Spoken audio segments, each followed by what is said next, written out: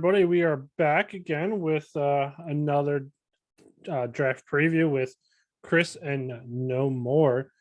Yeah, he is the first ever champion of the league. I'm going to put that out there. He did not draft that team. So that needs to be put out there. And with that said, is he hasn't won anything when he has drafted. And I'll pass that over to you, Kamish.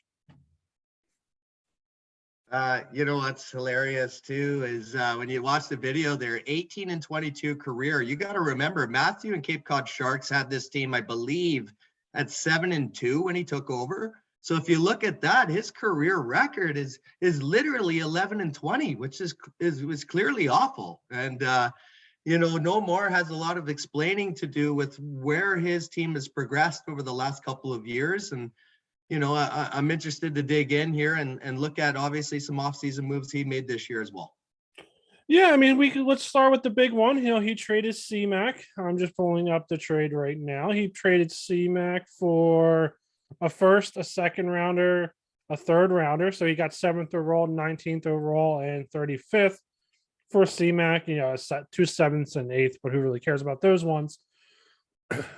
To me, and I'll be honest with everybody. Josh and I talked about this after the trade went down.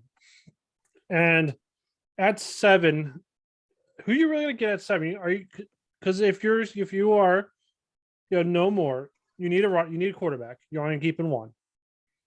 You got rid of a running back who was 26, 27, I believe 26. Isaiah Spiller, maybe Zamar White.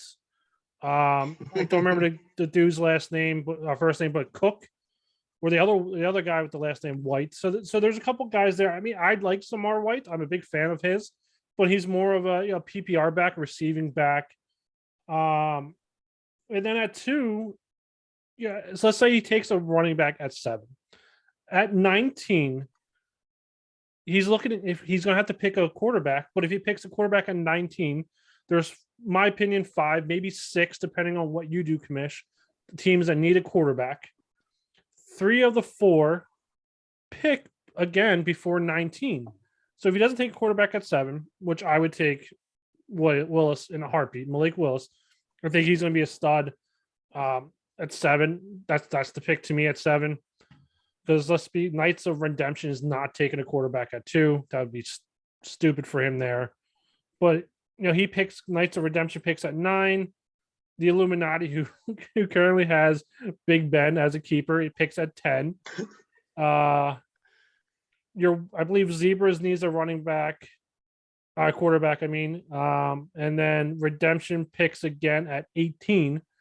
So that's 3 out of the 4 or 5 teams, depending on what you do, because you're keeping 2 Cleveland Brown quarterbacks right now.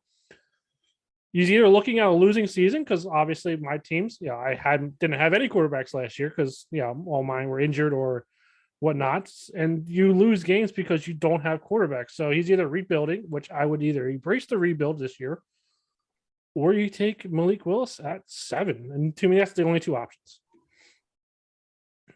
Well, we had that as one of the off-season questions. Is it time for Chris to rebuild? And I mean, you obviously raised some huge valid points there of possibly looking at a rebuild. The other thing too, one of the off-season questions was the tight end room. And if you looked at the tight end room there, Gronk, we don't know if he's coming back. Arnold, is he a starter? And then Trey McKitty. I mean, you're getting no points out of the tight end position. So there's a lot of holes there, right? And maybe that's where I'm watching you go load up on all these draft picks, and clearly you made the decision to rebuild a long time ago, and you're making the moves to get all the draft picks to hopefully rebuild that roster. And maybe No More has to start looking at that. And clearly the rest of the league sees that. Looking at the poll question, is No More a team on the decline? 7 out of 11 said yes. That's the majority of the league. And, it'll be interesting to see what Chris has to say about that and whether or not he can prove the rest of the league wrong. Yeah, and looking at the rest of his picks, we already talked about the first 3 rounds. He has a 4th rounder, a 5th rounder, 2 6th, and a 7th rounder as well. But yeah, I mean, just kind of looking at his roster, he does have Derrick Henry. He does have David Montgomery. They're going to get points as long as Henry comes back healthy. The biggest question mark for him, if I were No More, is does Houston draft a running back. Because if not, Marlon Mack's looking pretty nice. But again, it goes to what does he want to do? Does he want to make a trade?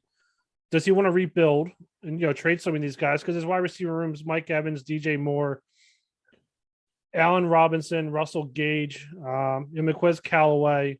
They're not bad. They're not great. It's in the middle of the road probably in our league. And then, but again, you hit the nail on the tight end, Vern. Gronk might not come back. Dan Arnold, maybe, and Trey McKitty. Yeah. So yeah, 100% with you there. But I mean, I do like No More. I like to give a whole bunch of crap, but I consider him one of at least the active owners in both leagues, LOC2 and Dynasty, and I appreciate him being active in those leagues. Oh yeah, no, I love Chris and No More as an owner. He knows I'm his biggest fan in tier 2 just because he's been trying so hard to get there, and he sells or he'll buy every year to try to get in. And again, that's the sign of an active owner, right? So 100%. I love having Chris as an owner, but yeah, he's got some explaining to do here in Dynasty, and clearly maybe he's not LOC material if he can't make the hump over tier 2 and showing his losing record here in Dynasty.